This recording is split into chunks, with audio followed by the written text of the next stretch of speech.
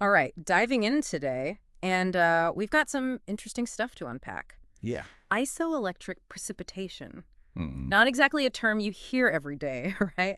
But it turns out this technique is a real workhorse absolutely. in industrial biotech.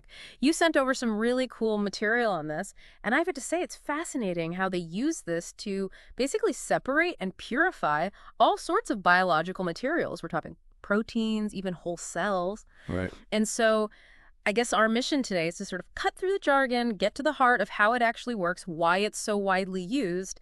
And of course, no method is perfect, so why does it fall short? What are the limitations? Absolutely. And it might seem kind of complicated at first, but Hmm. the basic idea is pretty straightforward. Okay. Think about what happens when you add like vinegar to milk. Yeah. It separates, right? You get the curds in the way. Right. And that's kind of similar to what we're doing here. We're changing the conditions, in this case it's the pH, to make certain components in a mixture Yeah. basically clump together and separate out. Oh, okay. So this whole pH thing, that's really key here. And the sources you sent over, they talk a lot about the isoelectric point, or PI. So what's I guess, the most important thing for people to understand about what that actually is? Well, each protein has a specific pH Mm. where it carries no net electrical charge. So usually proteins stay dissolved in solution because, they've got these slight charges and they kind of repel each other. Mm-hmm. But at the PI, that repelling force disappears. So they're not pushing each other away anymore. Exactly. And without that charge, the proteins become less attracted to the water around them, more attracted to each other. Hmm. And these water-fearing parts of the protein, we call those hydrophobic, Yeah. they come into play and the proteins start sticking together. And that's what forms it precipitates. So it's almost like you're tweaking the acidity or the alkalinity and using that to make certain things just fall out of the solution in a very controlled way. That's a great way to put it, yeah. That's cool. It's all about controlling those conditions. Okay, so walk me through it then. What are the actual steps involved here? Okay, so picture this. Yeah. You have a big tank, maybe it's full of fermented broth, and it's got the protein you want floating around in there. Okay. You very carefully add an acid or a base just to adjust the pH until it hits the PI of whatever you're trying to isolate. Right. Now, that target could be the cells themselves, if you just want to remove them, Mm. or it could be a specific protein you're after.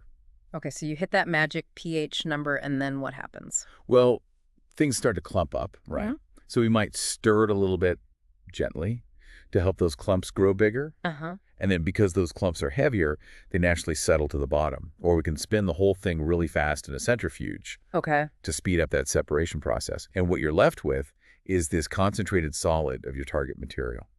Now, one of the things that really jumped out at me from the material you shared is that this method is used a lot because it's so cheap and simple, relatively speaking.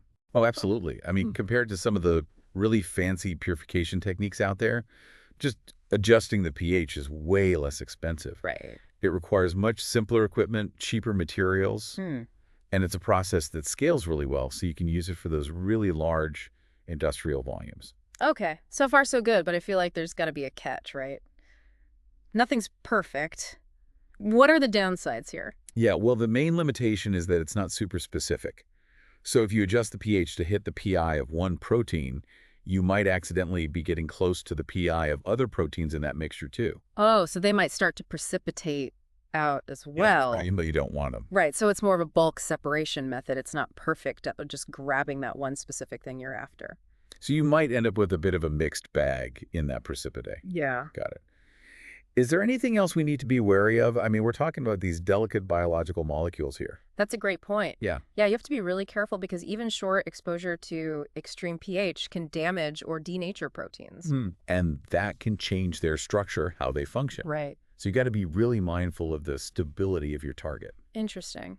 And reading through this, it seems like this is often just the first step in a much longer purification process, right? Yeah, almost always. Isoelectric precipitation is really good at that initial bulk separation, getting a large amount of your target material out of a complex soup. Right. So it reduces the volume, reduces the amount of contaminants you have to deal with. But then you usually need to go on to more refined, more precise techniques. Like chromatography or something. Exactly. To really get to that final pure product you're looking for. And I guess the trypsin isolation example you sent over, that probably showed it as part of a longer sequence of steps. Yeah, exactly. It's rarely the only technique they use. So I guess the big takeaway here is that this whole idea of the isoelectric point, it's this fundamental property of proteins, right? How their charge changes with pH. And by understanding that, we can use this relatively simple, relatively cheap method to get a good initial separation of these complex biological materials. Absolutely. It's a really neat example of taking basic chemistry and applying it to these really complex biological challenges. And that's always cool to see. So for our listeners out there, think about this. We've seen how a small tweak, something as simple as changing the pH, can have a huge impact on these molecules. Yeah. And we're talking industrial scale here. So what other tricks, what other properties of molecules do you think scientists are using out there to develop these efficient separation techniques? It's a whole world unto itself, where that basic science meets those real-world applications. Really fascinating stuff. Thanks for joining me on this deep dive. It's been great. My pleasure. I always enjoy it. Yeah, good stuff. Thanks for having me. All right, take care. You too.